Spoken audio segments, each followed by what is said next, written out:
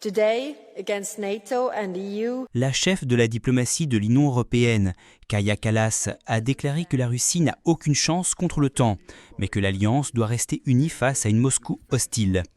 S'exprimant avant le sommet de l'OTAN aux Pays-Bas, où les membres de l'Alliance sont sous pression des États-Unis pour augmenter les dépenses de défense, Kallas a averti que seule une augmentation des dépenses de défense ne suffit pas à freiner le Kremlin.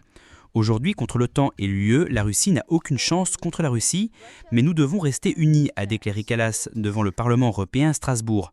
Lorsque les dirigeants de l'OTAN se réuniront la semaine prochaine, maintenir l'unité au sein de l'Alliance est une priorité plus grande que l'augmentation des dépenses de défense, a ajouté la chef de la diplomatie européenne. Les dirigeants de l'OTAN visent à parvenir à un accord sur l'augmentation des budgets militaires lors de leur rencontre à La Haye la semaine prochaine. Mais l'Alliance, où sur 27 pays membres, 23 sont des États de l'UE, est confrontée à des dilemmes concernant l'engagement des États-Unis envers la défense de l'Europe.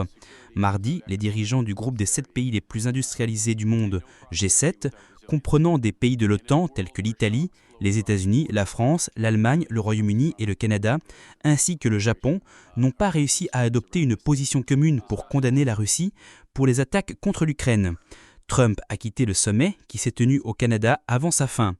Le président américain Donald Trump tente par des négociations de mettre fin à la guerre de la Russie contre l'Ukraine qui a commencé en février 2022. Kallas a déclaré que le renforcement militaire de la Russie représente une menace pour la sécurité de l'Europe et de la communauté transatlantique. L'année dernière, la Russie a dépensé plus en défense que tous les États de l'UE réunis.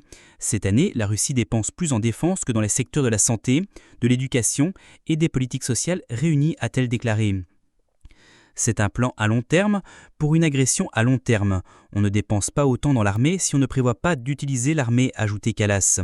L'UE a lancé une initiative visant à collecter 800 milliards d'euros pour aider les États membres à renforcer leur défense. Un jour plus tôt, Bruxelles a rendu public les plans pour augmenter la production de l'industrie de la défense en Europe.